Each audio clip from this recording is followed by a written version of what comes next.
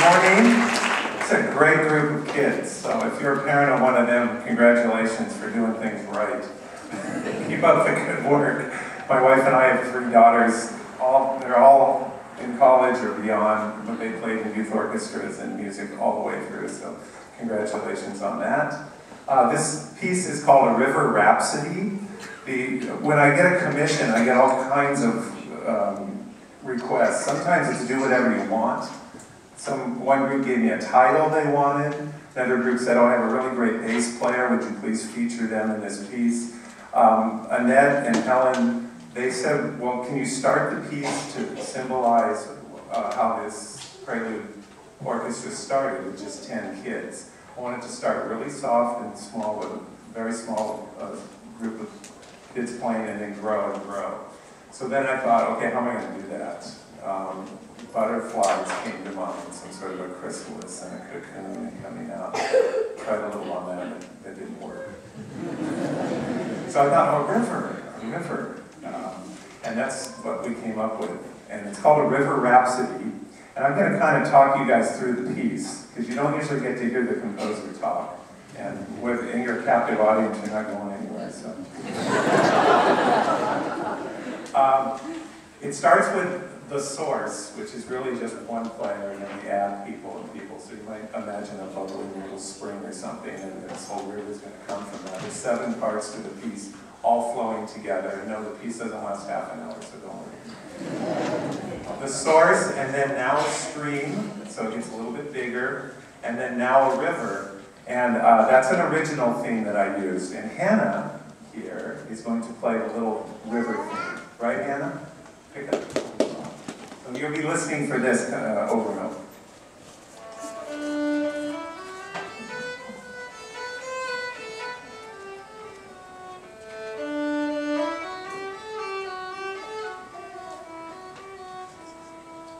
Okay, so there's the theme. Nicely done, Hannah. Then you would give her a hand.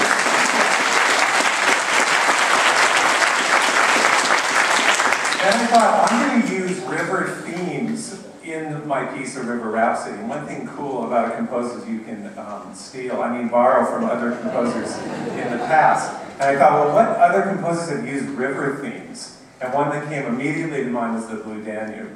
So I lifted that from Strauss. And the next section of the piece is called Through a Mountain Village.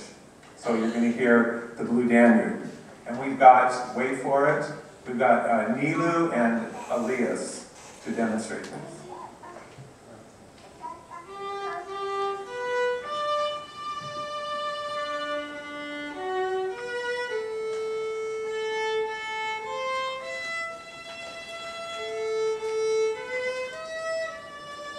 Let's give them a hand. So there's the little second. Then come the rapids. The rapids. And I took Handel's Water Music, which was written for an afternoon on the Thames River in England. I put it in a minor, ominous key, and Miss Samantha here is going to show you the rapids.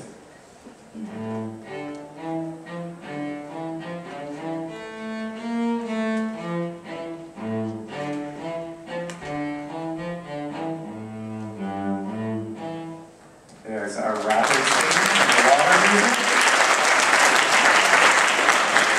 And then finally we go over a waterfall. That's an original theme. We're going to use some scales coming down. And then the last part is called On to the Sea. And it's the melody again, and the river just gets huge and goes out to the ocean. And at the very end, if you're a really good listener, you will hear all 3 themes together, which is a nice compositional challenge.